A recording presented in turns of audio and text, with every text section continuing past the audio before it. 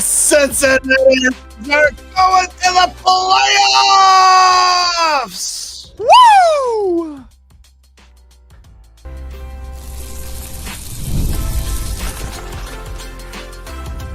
You are Locked On Reds, your daily Cincinnati Reds podcast, part of the Locked On Podcast Network, your team every day. Okay, I got my mouth sweat there. I'm okay. It's working. We're good. Welcome into the Locked On Reds podcast. We are live celebrating the Cincinnati Reds making it to the National League playoffs as the final wild card team.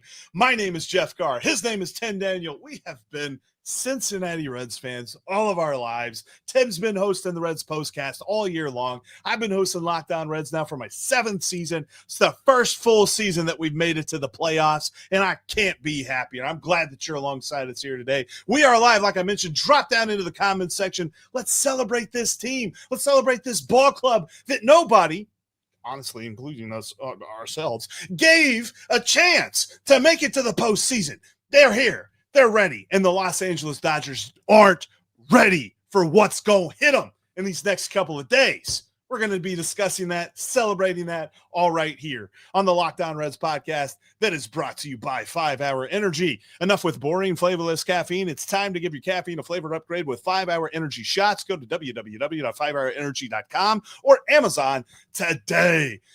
Tim, Jeff! we are going to the playoffs.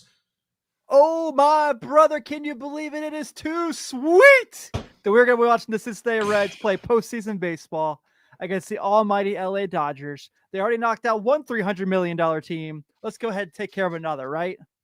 Oh, my gosh. I cannot believe this. And I get it. I know that the Reds lost game 162, and it could have been a little bit sweeter.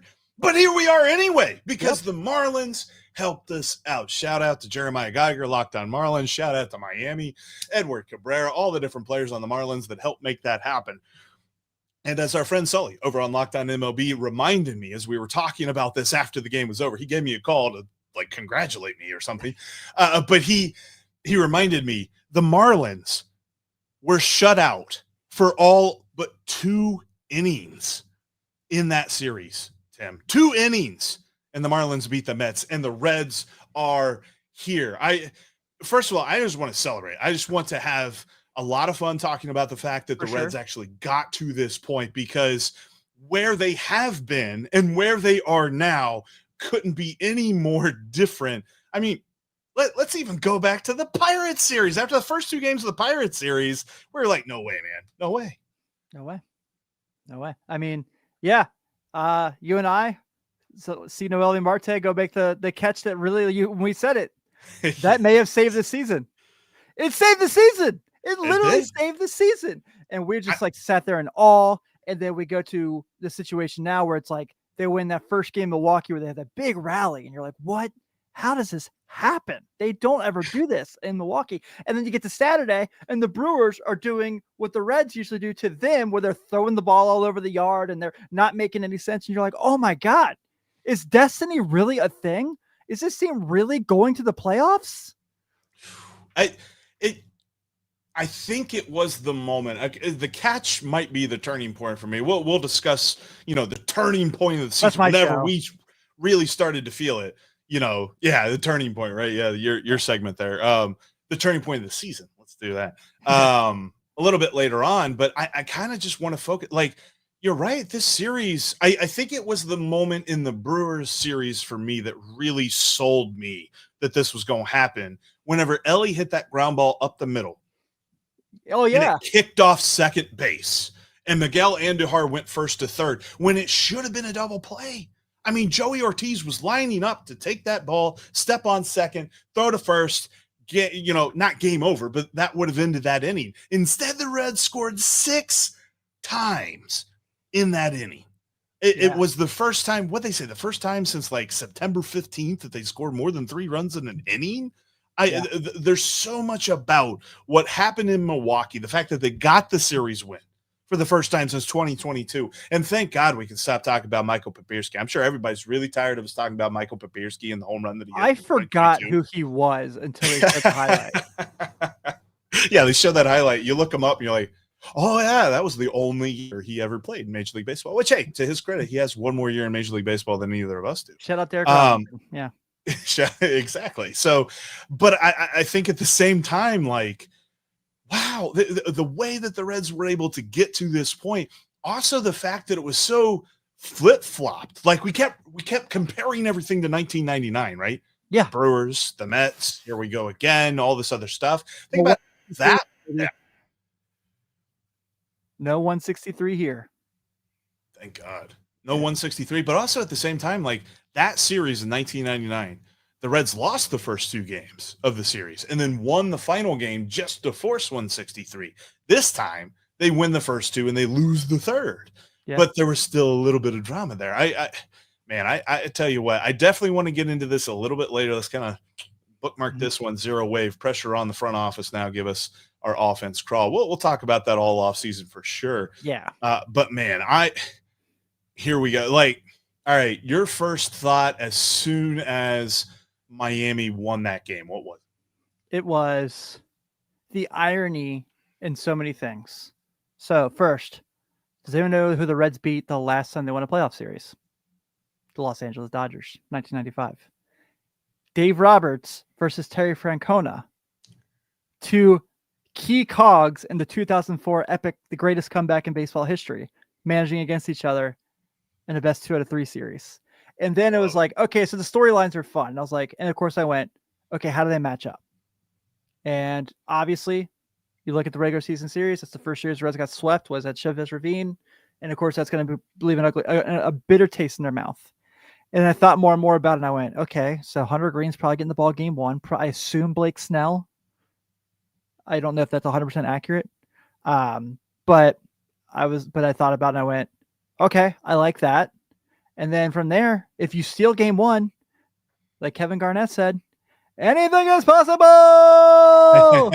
Anything is possible. I mean, that's the thing too. Like, I know I saw the percentage chance and whatnot. The Reds have 1.8% chance to win the World Series according to FanDuel. Yeah. Yeah, like plus 3,000. And then what we say? The Guardians were the second worst. It's like, let's go all Ohio World Series. Let's just mess everybody up. That would be awesome. And I think somebody put it down in the comments section.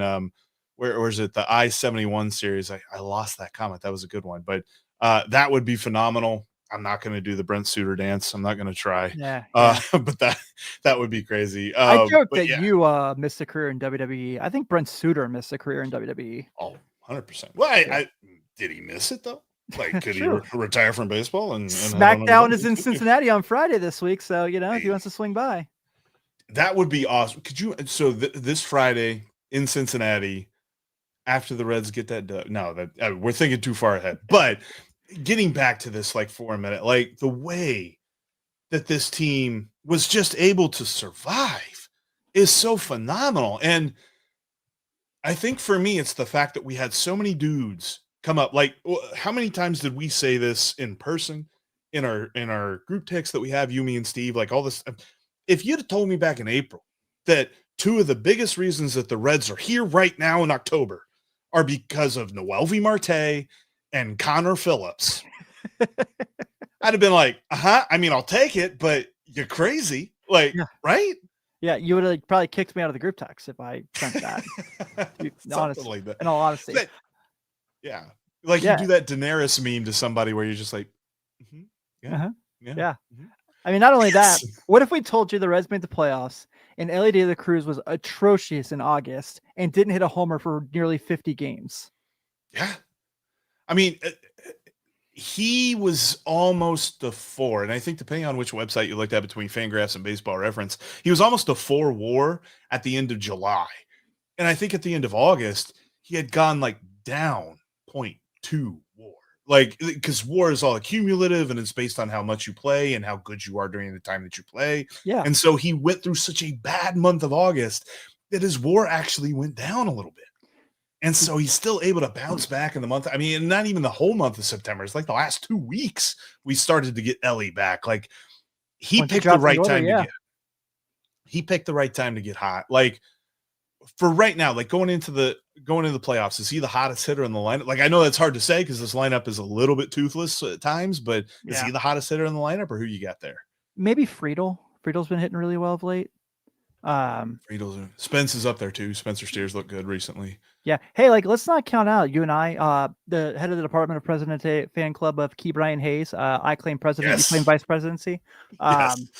Even though it's not like sexy hits, he's still getting hits. So, we'll take it because that's all I can ask for. Josh brings up Gavin Lux. I think Gavin Lux is a really good one to talk about. Yeah. Gavin Lux, he's been so key in a different way. Like, I think yeah, that's a good one. Dodgers fans are going to look at the lineup against a right-handed pitcher and see their old pal Gavin Lux batting third, and they're going to be like, really? Yeah. Gavin Lux? And then he's going to come up with a great piece of hitting and get either a single or a double to keep opposite the line field. moving. Yeah, right. That's exactly what he does, and he's so good at doing it. He is so good at doing it. We got to get this one in real quick. The Reds made the playoffs, starting Connor Joe for a lot of the season. Think about how many at-bats did Connor Joe and Santiago Espinal get together? And here we are. We're in the playoffs. So the Cincinnati Reds are in the playoffs, final wild card spot. What was the biggest turning point of the season? Drop down in the comments section. We're going to discuss that next. Caffeine just got a flavor upgrade. 5-hour energy shots deliver tasty caffeine in 17 bold flavors. Each 2-ounce shot packs the caffeine of a premium 12-ounce cup of coffee, plus B vitamins and nutrients, with 0 sugar and 0 crashes. What I love most is how portable they are. I mean, they're going to be so key for you tomorrow when you take them to work with you after you're celebrating this big-time playoff clinching day for your Cincinnati Reds, because they're so tasty, but they're going to give you that energy, like I said, without the crashes. They're going to come up clutch for you here on this Monday, the day after the Reds clinch it. And as you get ready for these late night games, as the Reds head to the West Coast to face the LA Dodgers in the wild card, grab yourself some 5-hour energy to help you get through each and every day, because it's enough with the boring, flavorless caffeine. It's time to give you caffeine a flavor upgrade with 5-hour energy shots. Get the favorites you love, or be bold and try something new in store and online at www.5hourenergy.com or on Amazon today.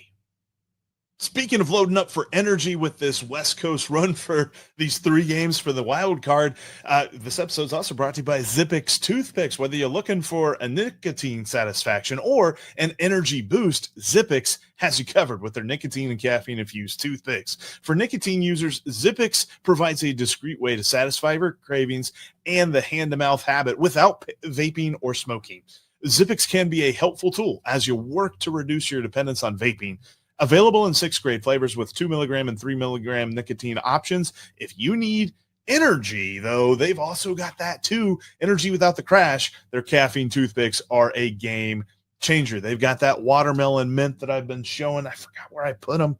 Oh man, they've got me through the last West Coast trip, and they're going to get me through this one as well. You got to check out Zippix today. Go to zippixtoothpicks.com and use the code LOCKEDON for 10% off your first order. You've got to be 21 years old or older to order. Warning, nicotine is an addictive chemical. That's zippixtoothpicks.com. Promo code LOCKEDON. Zip more, smoke less with Zippix toothpicks.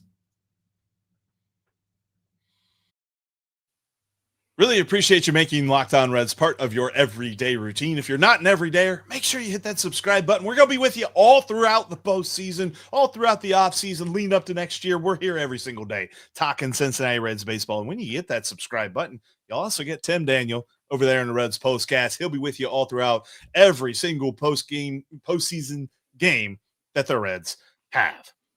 All right, and just to clarify something, because I mentioned Santiago Espinal and Connor Joe. If you put their at-bats together, Tim, they have 362 at-bats this year between the two of them. Austin Hayes has 379. And they have a combined 0 home runs? Yeah. Did Connor Joe hit one? Nope, he did not hit one. That's right. Yeah, you, me, Connor Joe, Santiago Espinal all had the same amount of home runs in Major League Baseball this year. So that was quite interesting to see, to say the least. Watch Santiago Espinal's going to have a huge one in game 2 or something now, like Ozzie Smith style. That's the other part too. Like, and I definitely want to talk about this with Steve because I know he's probably going to say yes, but like, who is going to be the unsung hero in this? It feels like it's going to be Matt McClain. They're going to get to the postseason. He's going to figure everything out again.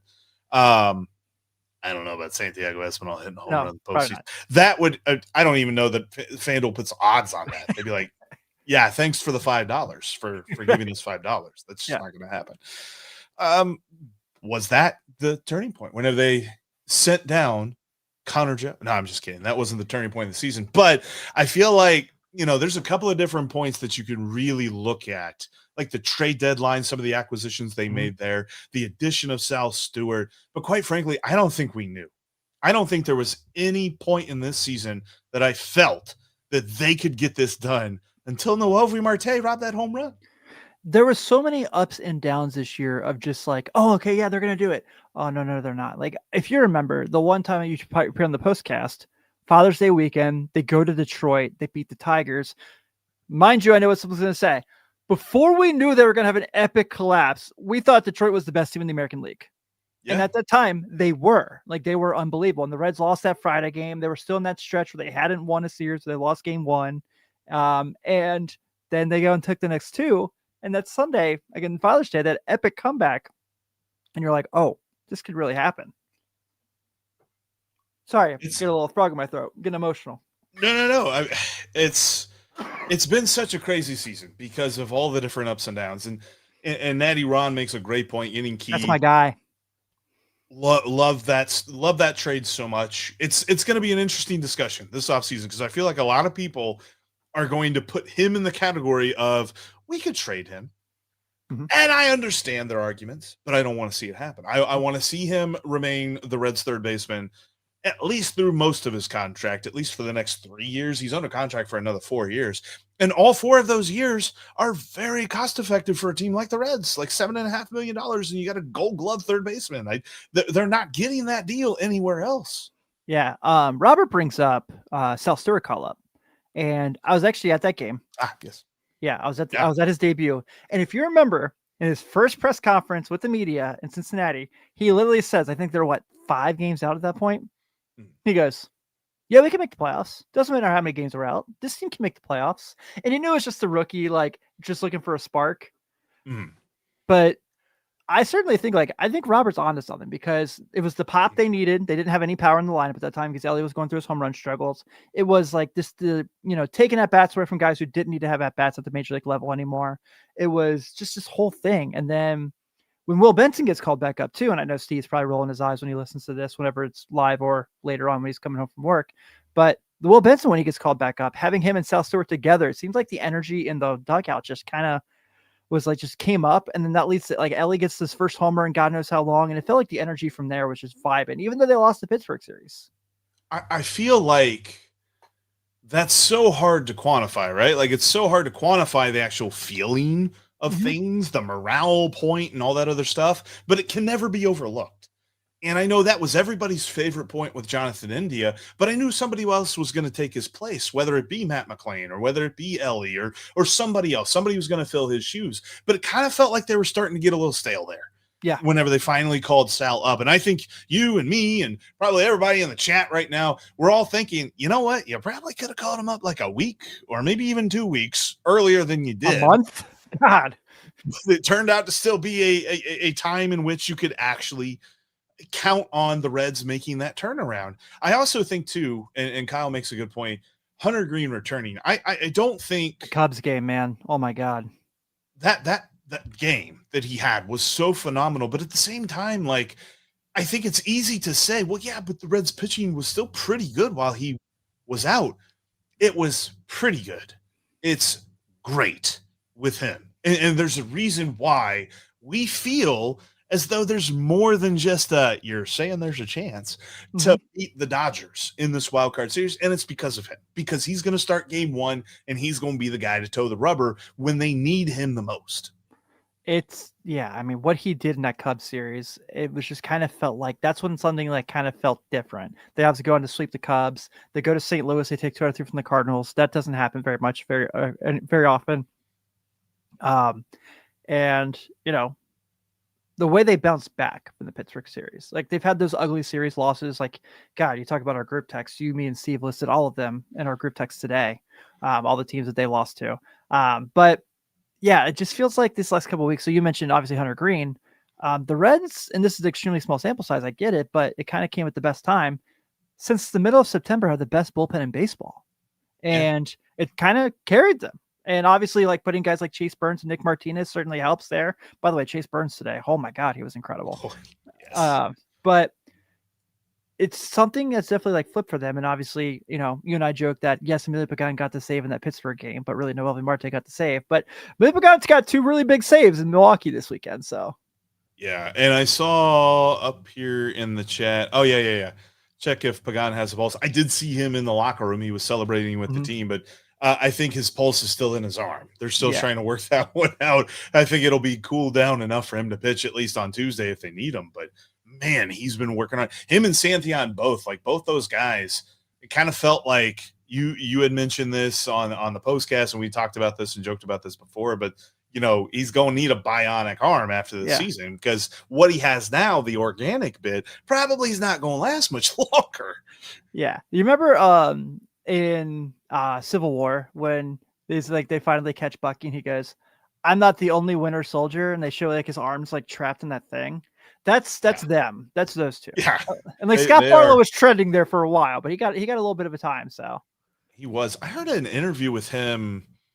I think it was on the radio pregame show. They were talking to Scott Barlow, and he said he's the best. He's feeling the best that he ever felt all year long. He hasn't like hit a wall or anything. He hasn't hit a point where like, because he's like in years past, there were definitely points where there would be some sort of physical ailment that I would work through or something. He said, I haven't had any of that this year, which is impressive to me because for a minute, it looked like he was pitching every other day. Yeah.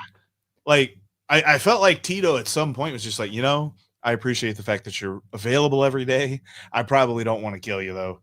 So we'll just bring in Tony Santillan every other day now. So was it that or did you have to shoot some new episodes of Workaholics?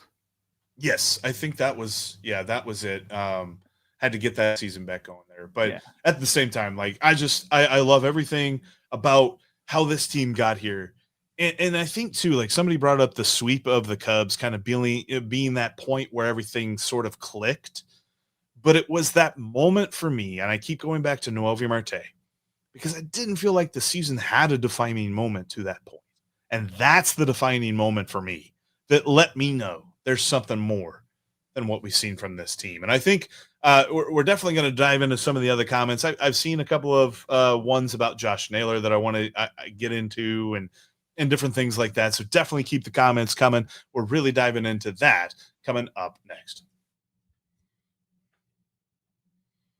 And if you're like me and you were pulling your hair out on Sunday, watching the Reds going crazy, you might need some Nutrafol. Or if you're also like me and you got the genes that say that hair probably won't last very long, check out Nutrafol, because Nutrafol works. I mean, you've probably heard of like all the different millions of hair growth ads out there, and you've probably wondered if any of them actually do anything at all. That's really why you got to look into Nutrafol, because Nutrafol is the #1 dermatologist recommended hair growth supplement brand trusted by over 1.5 million people. And now Nutrafol is the official hair growth partner of Major League Baseball. See thicker, stronger, faster growing hair with less shedding in just 3 to 6 months with Nutrafol. For a limited time, Nutrafol is offering Locked On Reds listeners $10 off your first month subscription and free shipping when you go to Nutrafol.com and enter the promo code LOCKEDONMLB. Find out why Nutrafol is their best-selling hair growth product supplement brand and go to Nutrafol.com. That's Nutrafol.com and use the promo code LOCKEDONMLB. That's Nutrafol.com, promo code LOCKEDONMLB. If you can't watch the show on YouTube, you can always listen to us on your favorite podcast app. We're on every single one of them out there. Make sure you check us out when you're able to. And, of course, Tim is on every audio podcast as well shortly after the live post-game show is over. All right, Tim, definitely a lot of folks talk, a lot of people excited. I wanted to get back to this question that I saw a little bit earlier on, just briefly, because I wanted to address it a little bit. And I'm failing here. Somebody put in the chat about Josh Naylor. Yes, here it was. Zero Wave. Breaking from MLB trade rumors, Reds are very in on Josh Naylor this deadline. This is one of my favorite things that always comes about. And usually it's something that comes about as the Reds are missing out on the playoffs. And so it's easy to just go crazy about a thing. But the Reds were in on multiple different guys. They were talking to people. They were making calls. They were really negotiating things like that. They just didn't win out on the deal. And that happens because I'm pretty sure that the Royals were in on some people, and the Cardinals might have been in on some people, although it seems like the Cardinals are trying to give people away, not acquire them. But at the same time, like, this is one of those things that never really gets to me. It's when the Reds are not active, that's what gets to me. Yeah, for sure. And would Josh Naylor be excellent currently on this team? Yeah, for sure. I believe he is a free agent this year. So yes, he is. Who knows so what happens? Maybe we see him. Maybe we see him at Red Sox in January. Who knows? But it's a weak free agent class for hitters. Outside of Kyle Schwarber, it's not good. I don't think the Reds will get. I really hate to say that because I would love to see him in a Reds uniform, but I think the Phillies are going to back up the Brinks truck, and if for some reason he doesn't pick the Phillies Brinks truck, he's going to pick the Cubs Brinks truck because the Cubs are going to back it up for him too. So I just don't see him coming to Cincinnati. And then outside of him, there's not like a whole lot of guys that really get you that excited. And Josh Naylor would be interesting. I would have liked Eugenio Suarez more. But again, that's like one of those like shoulda, woulda, couldas. Those didn't happen. The Reds got Key Brian Hayes. He is one of the reasons that they are here right now. So I don't think it's like they missed at the deadline. Yeah. A lot of people in the chat are bringing up Pete Alonso. I think that's also going to be a Brinks truck. But, if he wants to go to a team that's going to go to the playoffs, then, probably doesn't want to. Whoever didn't get Schwarber. Yeah. Whoever doesn't get Schwarber will go for him. Yeah. So could I see Pete Alonso being the first baseman next year for the Boston Red Sox on opening day in Cincinnati? Yes. Do I want that to be the case? No. But it's certainly going to be a thing where, like you said, I mean, I know that's going to be a lot of the name comes up a lot. I know you guys made fun of me last year for being just banging the door on Paul Goldschmidt to Cincinnati, and that would have been pretty nice at points this year. But I think Sal Stewart and Spencer Steer might have that figured out next season. Well, it's funny too, because there's at one point in the offseason, I was actually not that enthused about that rumor, and then he proved me super wrong this year. He actually had a pretty good year. Yeah. He's going to be back available again. I think I might still be on my soapbox of saying, go get somebody else. In fact, I might venture to say, let's do this for just 2 seconds, because Robert asked, can Sal Stewart play second base? He can. He played it a little bit in the minor leagues. I remember Tom Nichols telling me he's much better at third base than he is at second base. And quite frankly, I thought he looked pretty good at first. And this is why I want to bring this up. Would you commit to Sal Stewart at first base next year? I think I would. And obviously we all know that everyone's going to bring up the fact that Spencer Steer has been an unbelievably good defensive first baseman. And Jeff Brantley would be the first one to do that. Yeah. And if you remember, those who followed me from my previous regime in 2024, I was banging the hammer, Spencer Steer first baseman. And I don't, obviously I know it's difficult to say because we don't know what, he's a guy, he doesn't look like a very good left fielder. But I like what he can do in quarter infield, and I like that he could be like a utility guy. He certainly hit really well at the end of the season. But I just think that Sal Stewart has a higher ceiling than Spencer Steer. And I think that he's a guy who can elevate the team a little more than Steer. Now, does that mean I could see Steer and like a pitcher being packaged for a nice hitter in the offseason? Sure. But I think that there's going to be a situation there, and I'm really kind of excited to see that. I wanted to ask you real quick. You and I talked about this the other day, and it's come up a couple times. Your thoughts on a 1-1 for Miguel Andujar in 2026? I like it. I think it's a better option than some of the free agents that I've seen. Correct. I'd be curious at the trade market. And I remember that Nick Kroll was very reticent to pull the trigger on any trades that he was talking about last offseason, because he said that most teams he talked to were like, give me a major leaguer back. I don't prospects. I want a major leaguer. And so if that's the case again, that might be tough. And they're going to have to make some interesting trades. They're going to have to get bold with it, but they don't have to empty the coffer here. Right. They could make some smart trades.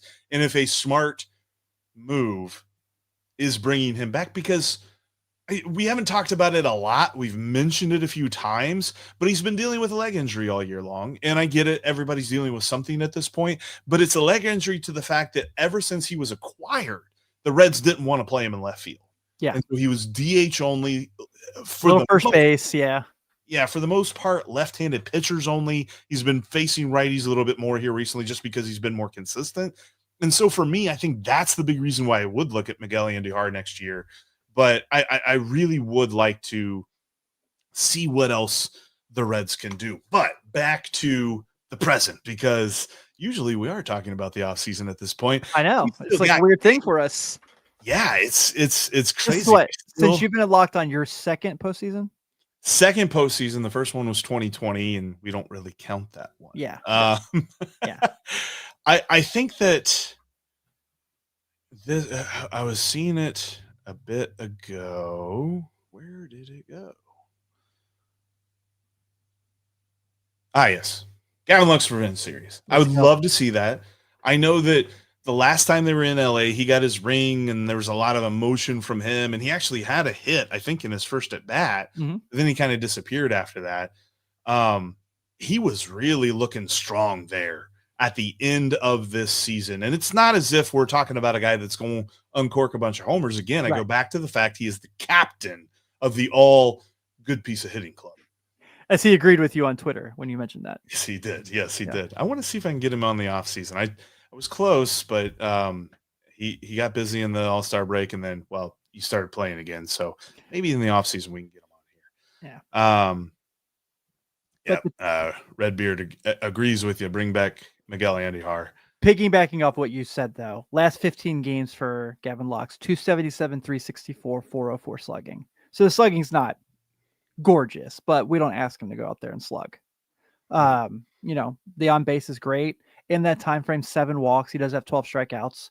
And even if you bring it down a little more, last 7 games, 318, 333, 455 slugging. A lot of that certainly helped by opposite field doubles that he hit in Milwaukee, but you know what? You take it. I would love to see that. I'm curious about this, and I sort of broached at it. Let's see. Where'd it go? Yeah. McLean kind of had, an interesting September, to say the least. It's been tough.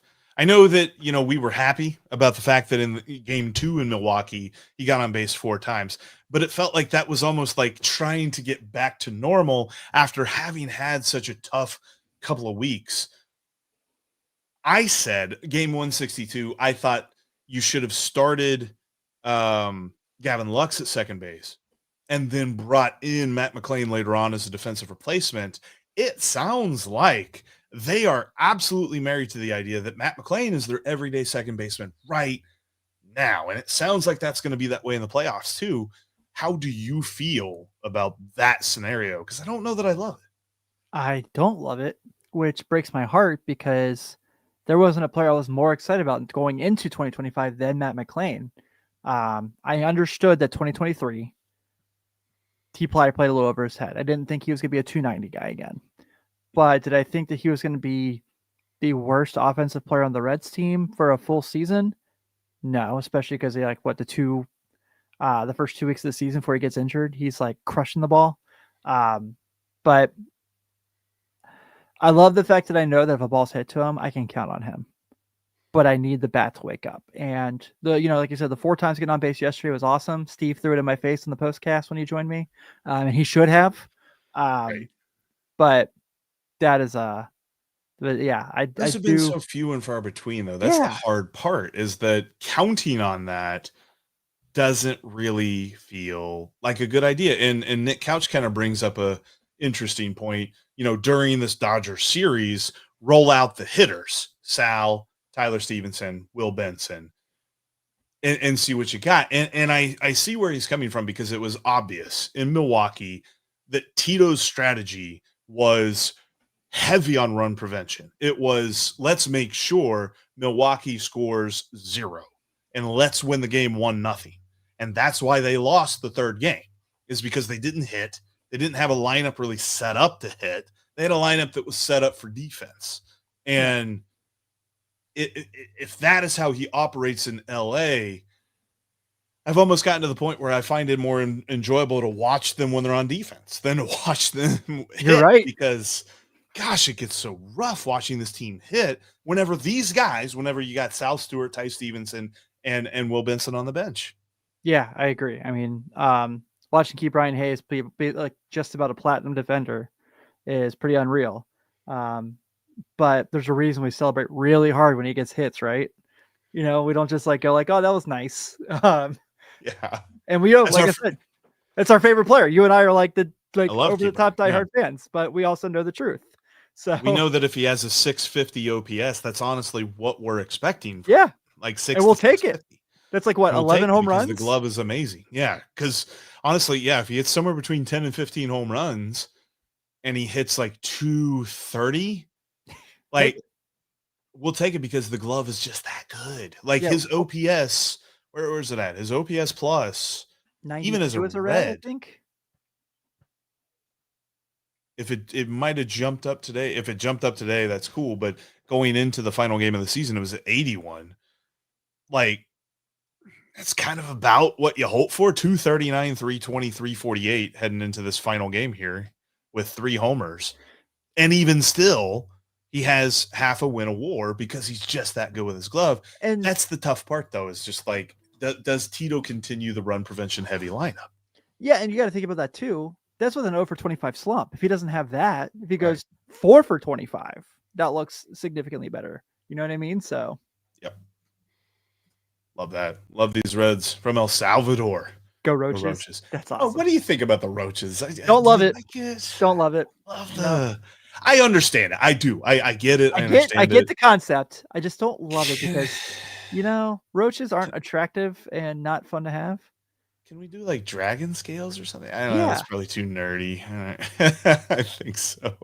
Yeah. I like this one. John Dooley. Enjoy your moments, Cincinnati Reds fan. You're not going that far. John, I'd like to clue you in on something here. This is the first postseason experience for Reds fans in 12 years. There are certain Reds fans of a certain age that do not remember the last postseason experience, much less the last time they won a series. So just to be here, to not write off this team after game 162 and say, well, looking forward to pitchers and catchers report, and we're waiting to say that because we're just glad to be here. And for any Dodgers fans in the chat right now, like, are y'all that confident you're just going to roll through this Reds pitching staff? Because I think there's a better than 50% chance that the Dodgers win this series, but I don't think it's like better than 60. Yeah, it's not like 90-10. Like Brian Perez says here, Dodgers will show you why you spend money. $300 million team winning big. There's another $300 million team in the National League, and the Reds eliminated them today. So I hope that's sarcastic, Brian. We just beat out another 300 million. Love this Reds fan from OKC. Let's go. Love the check-ins from where life's tough for the OKC guy, winning an NBA championship and the Reds make the playoffs. Yeah, hard times. Eddie Ron, it's called living the moment. That's what we do here. It's what you got to do with this baseball team. Like I think it's funny because I definitely heard it, right? Like, oh, they're backing in, right? They're backing in. Are you really that happy? Are you backing in? Yes, I'm that happy that they're backing in. And they didn't. They won 2 out of 3 against the number 1 seed in the National League. To get to this point, you have to have succeeded. And at one point in September, they were under 500. So the fact that they were able to climb back up to where they were 1 win short of what I said. I said they'd win 84 games this year, and they actually made the playoffs, winning less than what I said. I said they'd win 84 and miss. But it's just because the Mets collapsed a lot there, but that doesn't make me enjoy it less. And then I heard another one, and I want to run this by you here too, and I want to run this by the chat. Like, I want to know if this really moves the needle, because somebody asked me, they said, all right, the Reds are making the playoffs now. Do you think that ownership feels vindicated in their cheap spending and their ways in which they run the organization, and that they won't change? And I'm like, you know what? I'm going to worry about that in November. Yeah. I heard you say it on those shows. Yeah. Yeah. I'm going to worry about that in November. Like right now in October, I'm really happy that we've got the Reds playing in the playoffs. I would like to see this too, Scott. When the Reds beat the Dodgers this week, they will go to Philadelphia next. They go to Philadelphia for 2, and then they come home for 2. That'll be fun. Right. A home playoff game at Great American Ballpark. We have been robbed of not seeing that for a very long time, and only seeing it a couple of times, sadly. And I would love to see a home win, because obviously the last time they won a home game in the playoffs was also the last time they won a playoff series, 1995. Yeah. There's no home victories at Great American Ballpark in the postseason. So, yeah. Also, and let me get your take on this, and love to see the responses in the chat as well. The Fox game on Saturday night. Get ready, because that's what we're going to see as we head into the playoffs.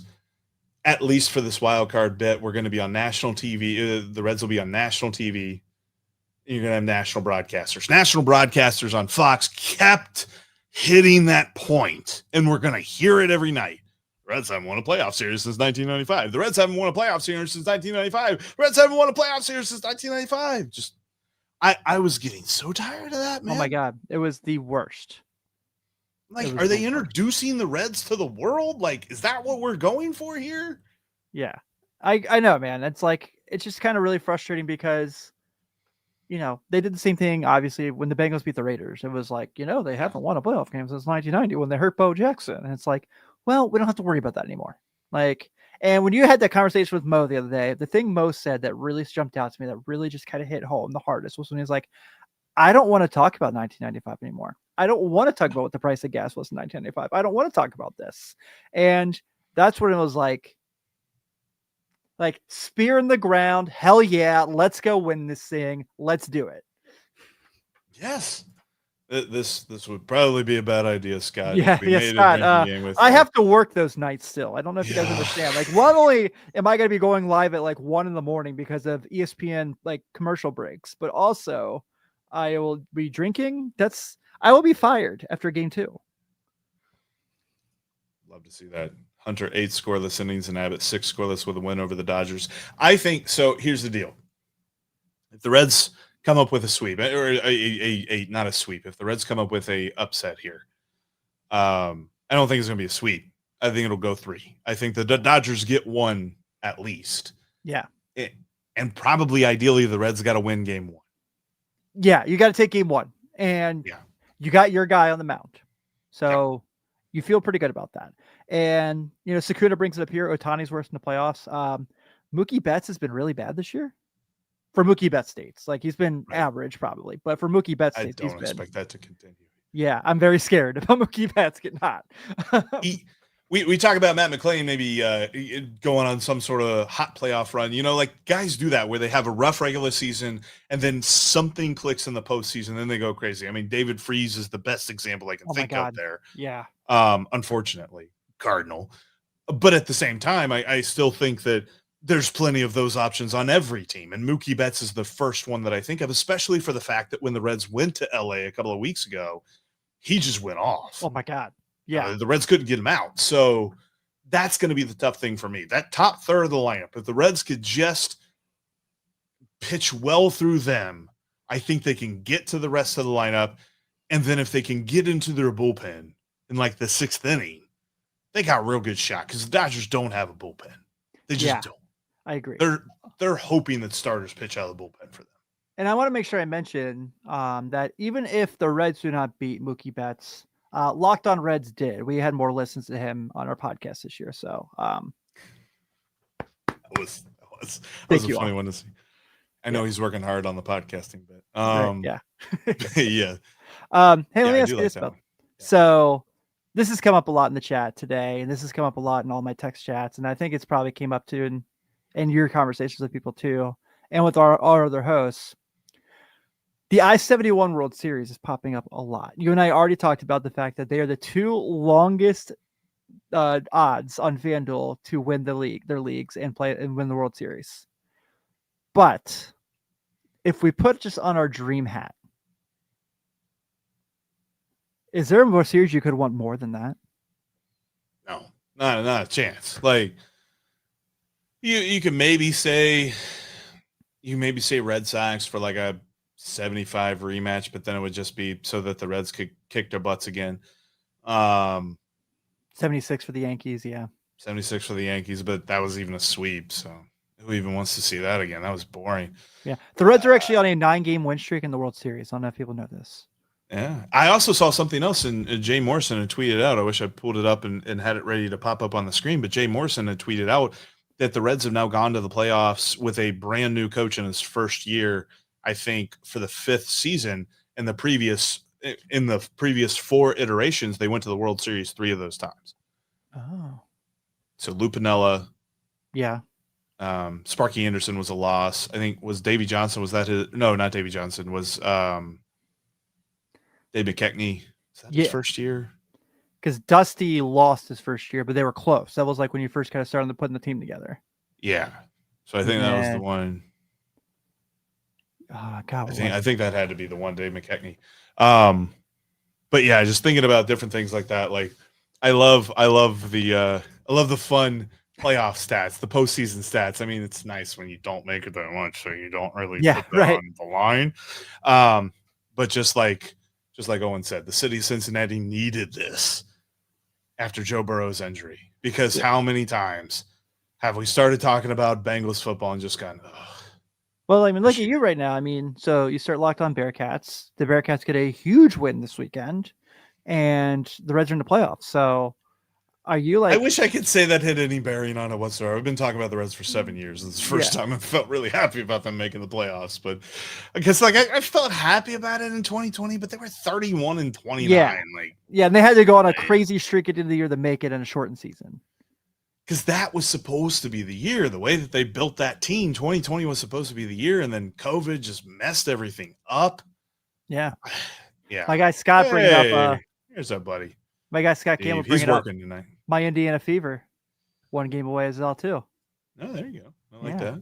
Yeah. And that's without Caitlin, right? That's right. Yeah. Kelsey Mitchell, man. She's a hooper. She's going crazy. But yeah, I am so happy that we're here. Definitely, there's a lot of credit to go around. There's a lot of blame to go around as to why it took so long, and we're not going to worry about the blame till the off season. We're gonna have fun. We're celebrating. Definitely going to have a crossover with the Locked On Dodgers guys to get us ready for this series. Steve and I will be back as well tomorrow afternoon. We'll be going live as well, kind of taking your questions and your comments and breaking down our thoughts on this series. I'm surprised. I'm happy. I'm floored. I'm going to go celebrate some more. Like, are you going to shotgun some chicken chili? Shotgun some chicken. Why did you decide to do that? That was a weird decision. Oh, you gotta love it. But yes, we are so happy and so ready. And we're going to be with you every step of the way. I am absolutely floored. And we'll close with this one. Our buddy Adrian moved to South Africa just before the Reds made the playoffs. And we're in. The hunt for Reds October baseball. It's here. And I can't wait. So excited to see what happens in this playoff series. We're going to be with you every step of the way. Tim will be here with the Reds Postcast. Steve and myself breaking it down every single day, giving you all of the angles of your Cincinnati Reds. Make sure that you subscribe. Be with us every day, because we'll be with you every day talking Cincinnati Reds baseball, because we are Locked On Reds and Locked On Reds playoffs every single day. How much is your Fanatics bill right now with postseason gear? It's climbing. Yeah, it hasn't same. stopped yet. Same. I don't want to tell Grace. It's going to be fun. Is it tax deduct? No, it's probably not that. It's a write-off, right? You just write it off. That's right. We're on a show. It's a write-off. It's a write-off.